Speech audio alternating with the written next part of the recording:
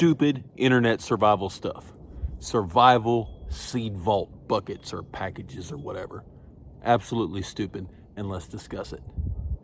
So you see them advertised, and you probably get emails, and lots of people do YouTube videos about these buckets or packages of long-term storage seeds. A lot of times they come in a sealed bucket and Mylar bags, and the idea behind these is you're going to buy this bucket of survival seeds, and after the world ends, you're going to take all these seeds and plant them in the ground and raise enough food to go ahead and support your family for the rest of the end of the world.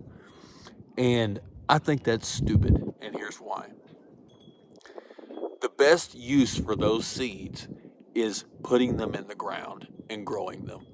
The problem is people buy this stuff because that's what the world operates on, buy gear, fix problem. And they'll buy this bucket of seeds and take it and put it on a shelf somewhere, check the box off and say, yep, prepared.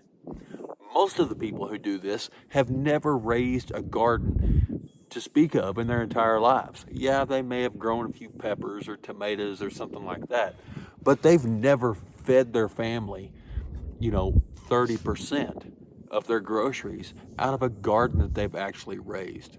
Now, do I have a problem with these, long-term storage seeds? Well, in and of themselves, no. But if you're going to buy those, take more than half of them and plant them immediately. The first year you get the bucket, take more than half of those seeds and plant them in the ground.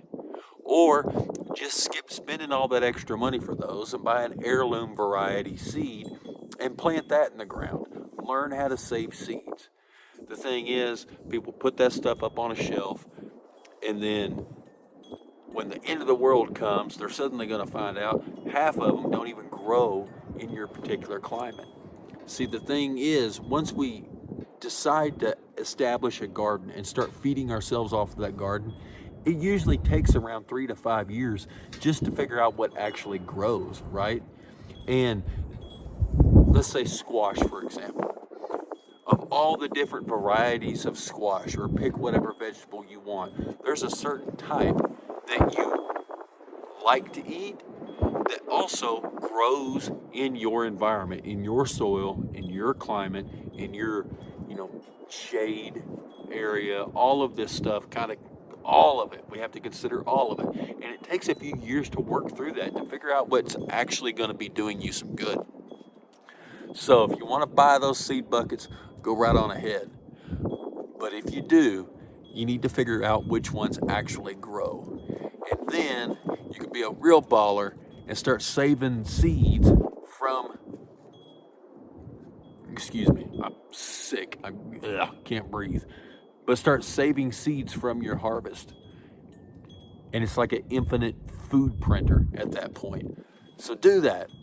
And I actually brought this up is I got an email from a place want me to review these seeds or whatever, which it's a company I've never heard of. If it was a company that I actually heard of, I probably wouldn't do it. But I declined the offer. And it made me think I need to bring this up. So do me a favor, hit the like button and comment something. It helps out the YouTube algorithm. And let's kind of get some of these survival myths absolutely crushed so that more people don't fall into this gear hoard trap.